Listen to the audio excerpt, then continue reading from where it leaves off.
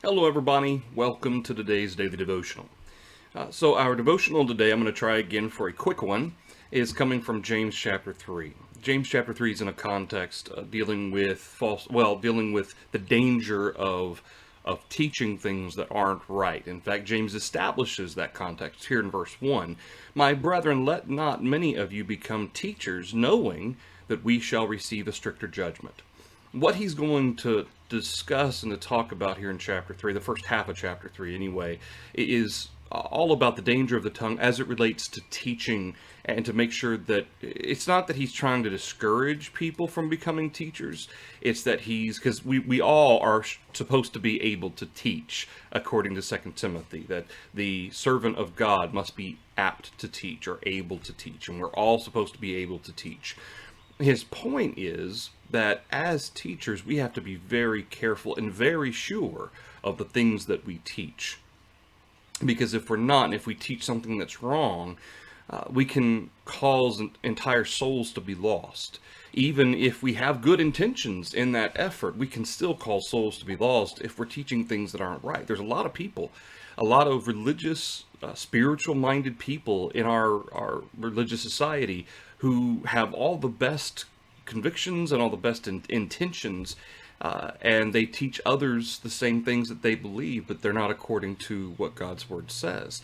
And so it's not just attitude or mindset, it's also what we're teaching people, the actual things we're teaching, that can be an issue. So, but often we apply this more broadly. We apply it with regard to many of the ways in which our words can affect others, either for good or, in the case of James chapter 3, describing the bad outcome. And certainly our example teaches others, and through the course of our example, our words can teach others, not just by the content of our speech regarding God's Word, but also the content of our speech in everyday conversation. Starting in verse 2, James says, "For we all stumble in many things. If anyone does not stumble in word, he is a perfect man, able also to bridle the whole body." His point that he's going to describe is that because there's such a quick connection, generally speaking, between our mind and our mouth, a lot of times we speak without actually thinking through what it is we're going to say or how it may come across to others. And so the thought process then gets put out there automatically without us actually filtering it or thinking through it sometimes. And that's kind of what James is describing. We all stumble in many things, and there's a lot of different areas of the body and different areas of aspects of our life that we can stumble.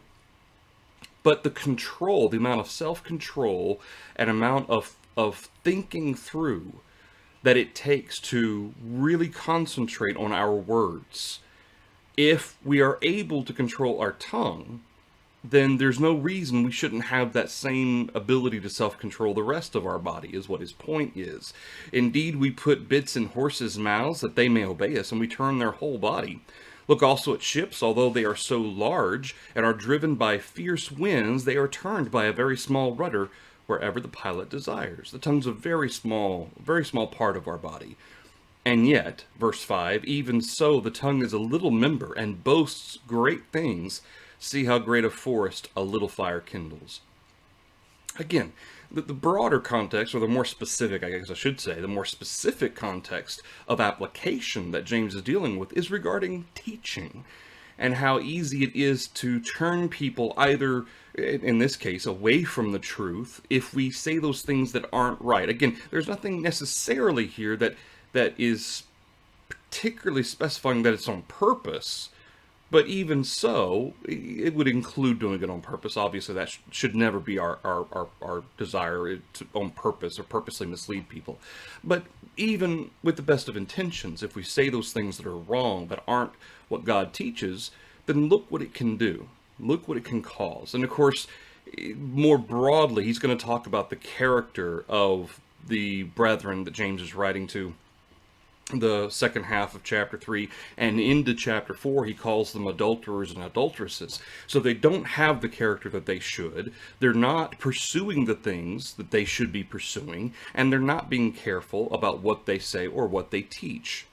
And so this is why he says in verse 5, the little member, it boasts great things, whether or not he's making some kind of if there's some kind of allusion here to self-exaltation, boasting great things. They're exalting themselves. They're not exalting God as they should. I think more generally applied, it can say a lot of great things. It can do a lot of great things, but see how great a forest a little fire kindles. Okay, just all it takes is a spark. And of course, we know that as well as anybody, given the great wildfires we have, especially in the western United States, a lot of times, that we see how that can happen. Verse 6, the tongue is a fire, a world of iniquity. The tongue is so set among our members that it defiles the whole body. He's not saying that the tongue automatically is somehow sinful. That's not really what he's saying. He's saying that the danger is of it becoming a world of iniquity. Tongue is just a tongue. Okay, we use it to eat, we use it to talk, we use it to enunciate. It's just a tool, just like our hands are tools, our feet are tools. It's not really that it's natively sinful, any more than any other part of us isn't natively sinful. It's how we use our body to serve God, or should.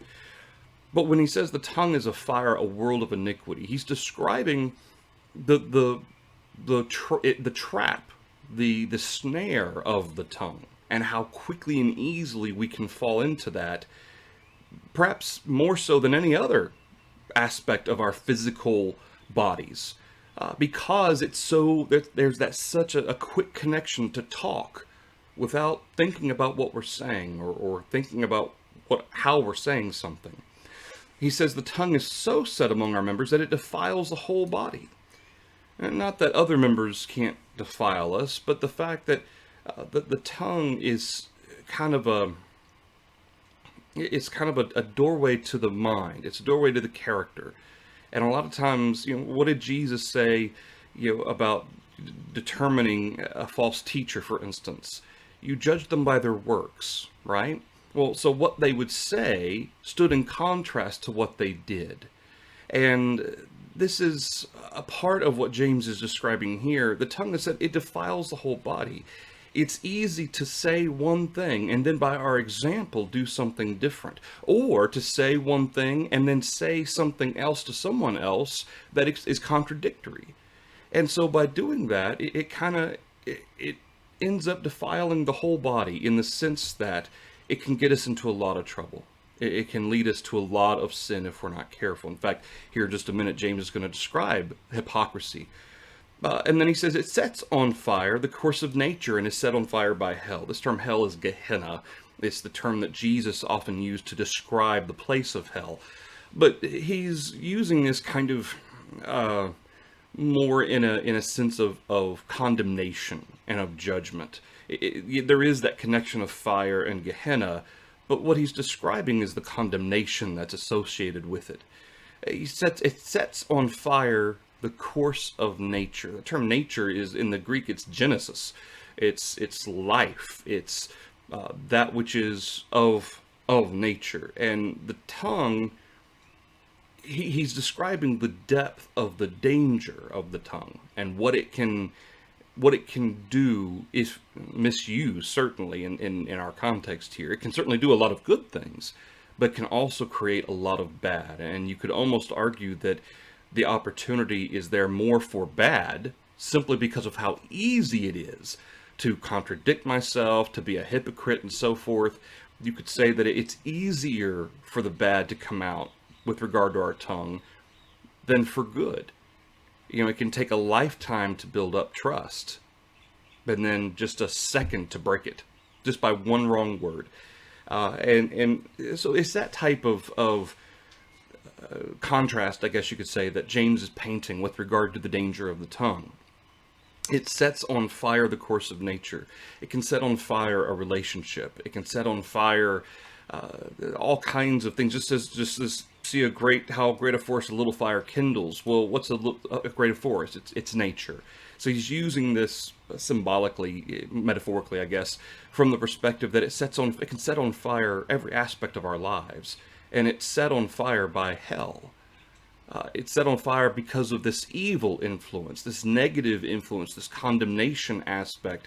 He's not describing good things coming from our tongue. He's describing bad things coming. And again, in the more specific application regarding how we teach others. And that's both specifically, again, the content of our teaching, but also more broadly, the example we set for others. Verse 7, he describes the different types of beasts, how they all have been tamed by mankind, but no man can tame the tongue. It is an unruly evil full of deadly poison.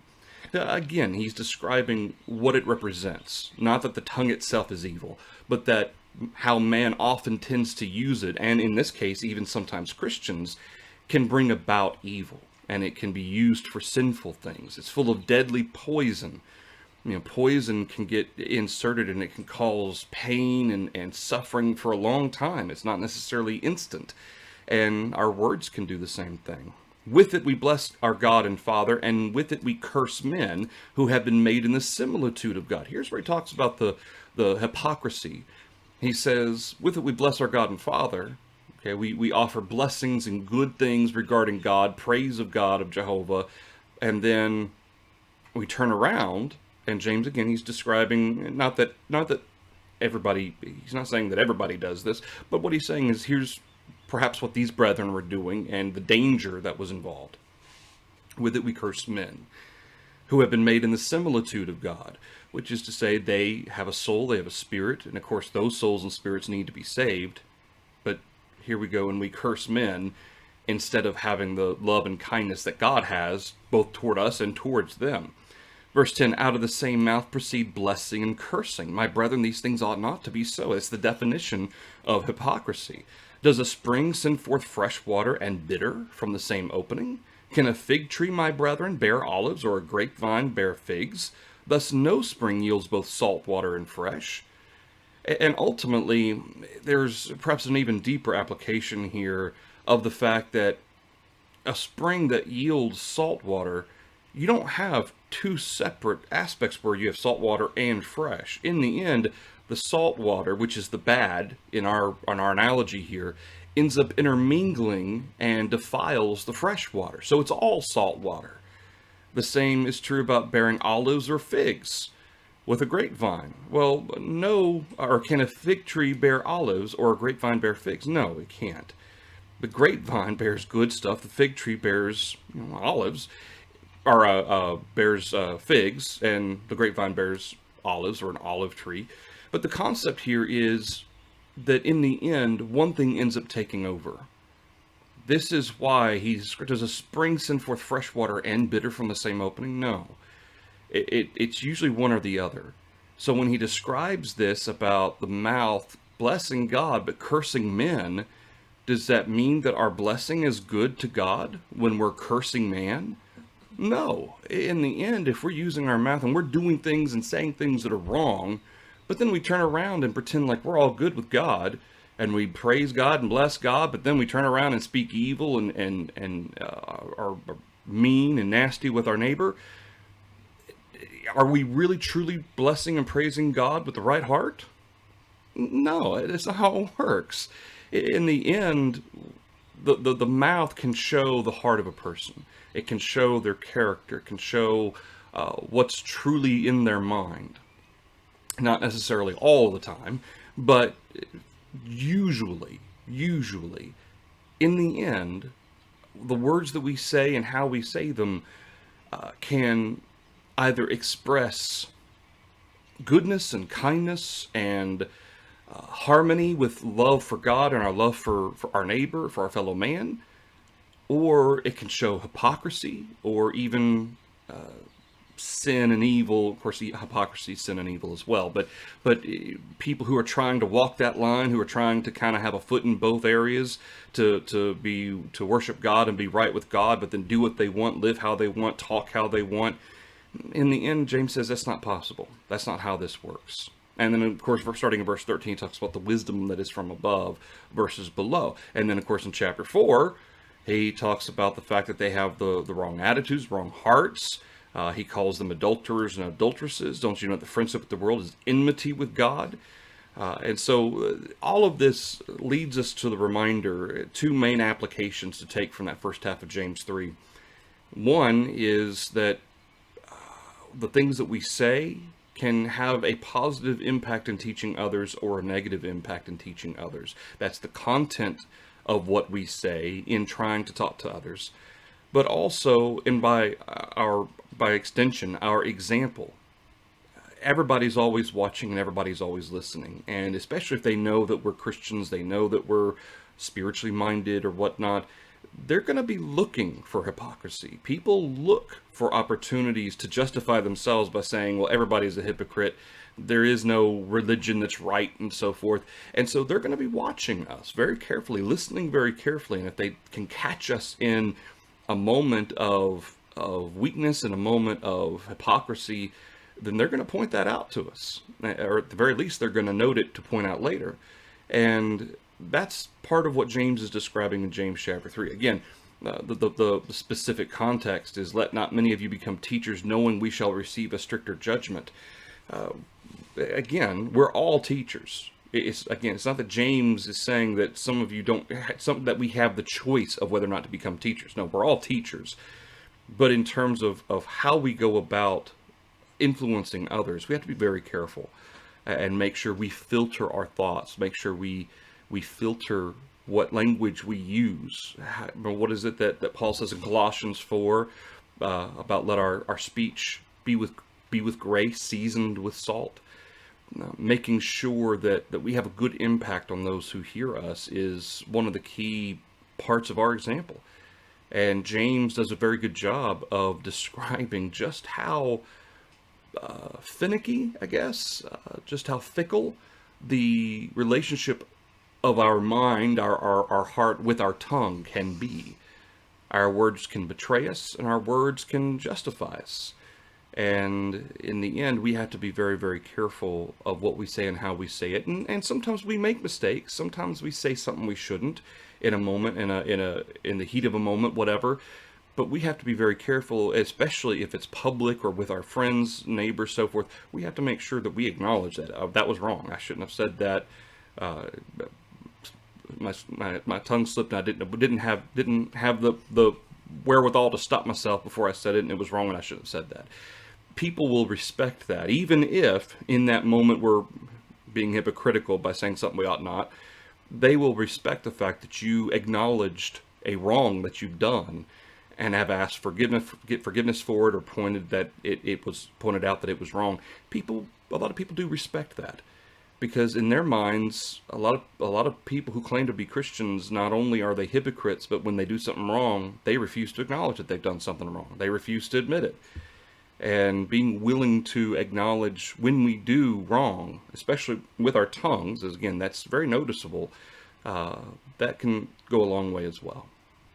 All right, that's the daily devotional for you today. Again, almost exactly the same amount of time as it was yesterday, 18 minutes. All right, but I'll work on it. So that's the daily devotional for you today. Lord willing, we'll have our next daily devotional tomorrow. Or I'm sorry, not tomorrow. Tomorrow's Wednesday. On Thursday at 6:30. Hope to see you all then. Thanks, everybody.